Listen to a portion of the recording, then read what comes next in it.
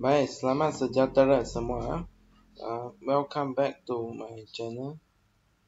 Baik, hari ini kami akan belajar. Saya akan berkongsi tips untuk skor A+ dalam bahasa Melayu. Bukan saja SPM tetapi juga trial. Okey.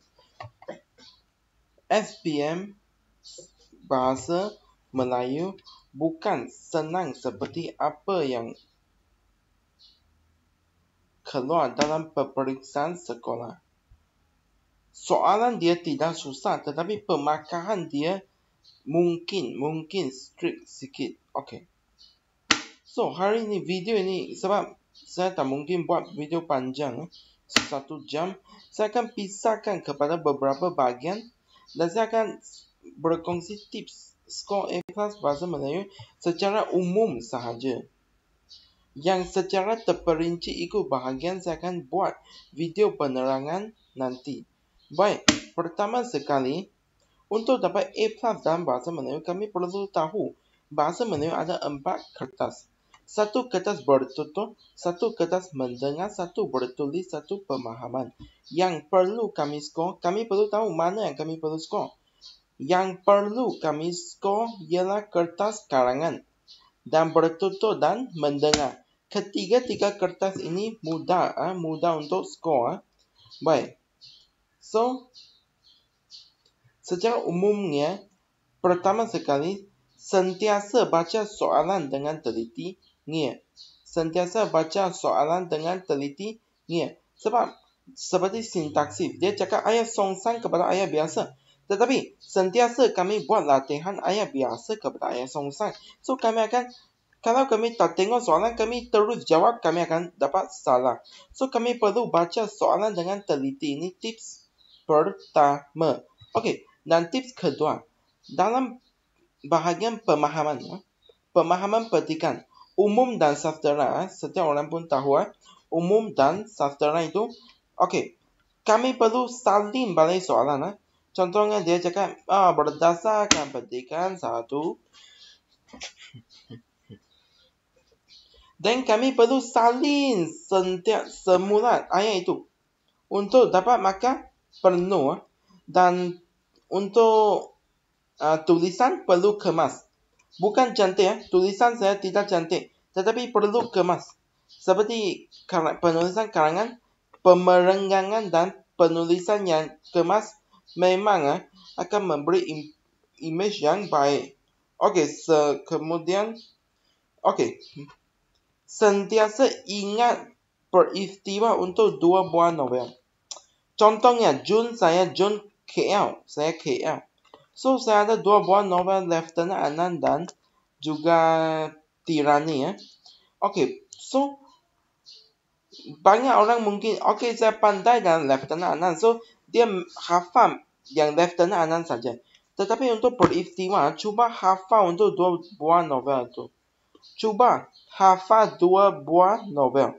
Sebab, dalam peperiksaan dia sentiasa tanya berdasarkan 2 buah novel. Tak semestinya 1 buah novel. Dia tanya 2. So, kamu perlulah tahu peristiwa untuk 2 buah novel baru boleh jawab. Takkanlah tahu 1 buah novel saja. Dan yang seterusnya, tips yang terakhir, rajin membuat latihan. Rajin membuat latihan. Pertama sekali untuk bertutur. Ramai yang cakap, saya takut saya tak ada idea. Saya takut saya tak boleh jawab. Saya seorang murid yang lemah dalam bahasa Melayu. Saya takut. Kalau praktis yang mencukupi, itulah apa yang diperlukan. Practice makes perfect. Perfection comes from practice. Okay, so practice dalam bahasa Melayu ini penting. Saya bagi contoh untuk bertutur. Saya praktis banyak, habis 20 soalan. 20 macam 20 soalan. Dan saya pergi baca poin-poin. Poin ikut tema. Nota ini ada dalam Telegram. Saya pergi baca poin-poin itu. Okey, dan inilah apa yang penting. Dan cuba sebab ada yang berkumpulan dan individu. Untuk berkumpulan, kamu sudah tahu ahli kumpulan kamu, ikut trial. biasanya ikut trial. Oke, so kalau kamu tahu, coba kontak kawan kamu dan buat satu Google Meet ke Zoom dan kamu discuss. Oke, macam mana? Kamu cakap dan kamu praktis. Pilihlah tema trial dan buat praktis. Sebab kalau kamu praktis cukup, tak akan tak ada idea. Masa saya peperiksaan, saya memang banyak idea. Sampai tak boleh habis cakap. Memang banyak idea. Saya tak stop pun. Okay? So, itu akibat daripada praktis yang mencukupi. So, kamu perlu praktis banyak. So, kamu boleh jawab dan bertutur. Bertutur dengan baik. Dan bertutur ini, kalau nak bertutur dengan baiknya, kamu perlulah mahir dalam penulisan karangan. Sebab kamu, kalau otak kamu ada banyak isi, banyak huraian, bertutur ini bukan satu masalah untuk anda. Dan mendengar ini senang saja. Cuba dengar, itu saja. Dengar dengan telitinya, membuat analisis, tengok soalan itu dan pilih jawapan yang sesuai. Bukan macam first year mereka perlu tulis banyak. Start mulai tahun ni banyak objektif, isi tempat kosong, padankan jawapan yang betul. So tidak perlu tulis banyak dan kamu tidak perlu takut masalah itu. Bertenang saja dan dengar dengan telitinya. Ini untuk bertutur dan mendengar.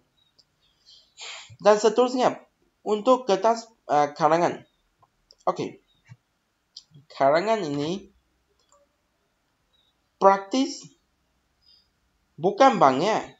Sekurang-kurangnya sebelum kamu melangkah ke Dewan Peperiksaan SPM, saya berharap agar anda dapat membuat sekurang-kurangnya 10 buah karangan. 10 buah karangan. Sebab semasa kamu buat karangan, kamu akan cuba untuk fikir idea. Dan semasa kamu sudah biasa dengan pemikiran macam ini, perlu fikir idea dan perlu guna frasa yang menarik, kosakata tepat dan araf tinggi. Semasa peperiksaan, kamu pun akan berfikir macam ini dan kamu boleh menghasilkan esei yang berkualiti. So, ingat, buat praktis sebanyak 10. Ada murid cemerlang cakap, buat seminggu 1. Tidak mungkin. Saya seorang yang rajin. Tetapi saya pun tidak membuat 10 esei. Saya pun tidak membuat sebuah esei setiap minggu. Memang susah nak konsisten. Tetapi cubalah buat. Cuba buat sekurang-kurangnya 10. Dan lebih baik kalau ada guru semang untuk anda. Guru semang untuk anda lebih baik. Dan penulisan karangan itu saja. Terutamanya bahagian A. Bahagian A perlu praktis banyak. Sebab kalau bahagian A tak praktis, masa exam kamu tak boleh bertenang. Sebab dia hanya nak 200 patah perkataan. Dan kamu tidak biasa dengan keadaan itu. Dan kamu memang tidak akan bertenang. Dan kualiti kamu memang akan teruk kalau tak praktis. Bahagian A memang perlu praktis. Bahagian B pun perlu praktis. 500 saja. Tak boleh melebihi 500. SPM kawan saya melebihi 500. Dan mereka tak dapat. Saya tidak melebihi 500. Ikutlah arahan soalan. Dan pemahaman memang perlu buat latihan. Ramai yang cakap saya tahu teknik itu sudah cukup. Betul, teknik itu kamu tahu sudah cukup. Tetapi apa yang penting ialah latihan. Latihan sangat penting.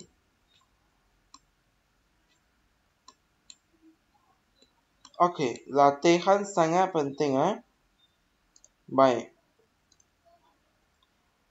Saya bagi contoh. Sebab saya A+, saya bagi contoh saya. Okey, so saya telah membuat macam 10 buah buku.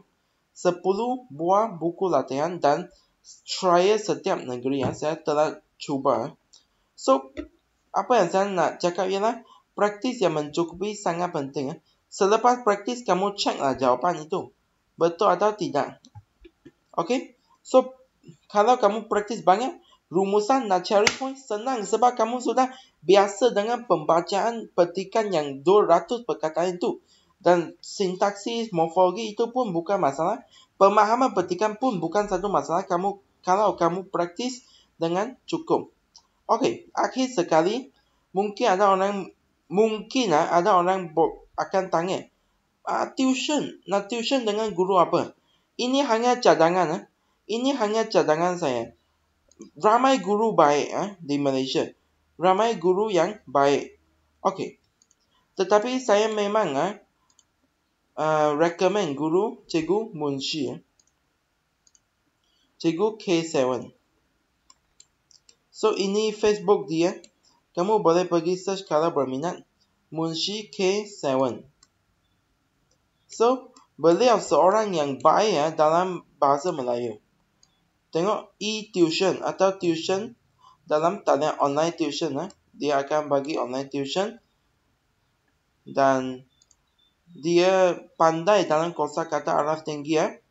Kosakata araf tinggi. Penulisan karangan memang pakar beliau.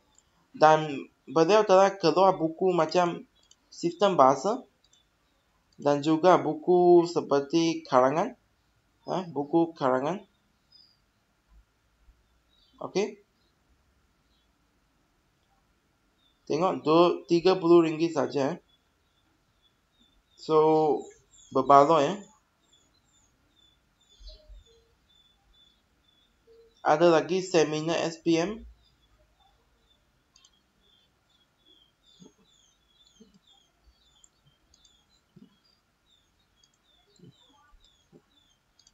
So, sesiapa yang ingin pergi tuition, beliau boleh cek WhatsApp dia.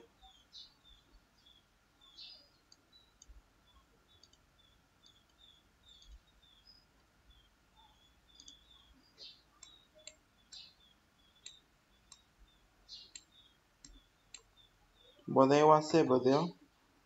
Okay. So, saya recommend saja Guru Munshi kalau nak tuition bahasa Melayu. Sistem bahasa semua ini tak perlu takut. Beliau ialah pakar. Beliau akan terang dengan telitinya dan membuat latihan pengajaran yang cukup menarik dan karangan memang pakar beliau.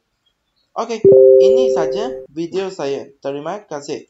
Harap tips-tips ini dapat membantu anda. Thank you.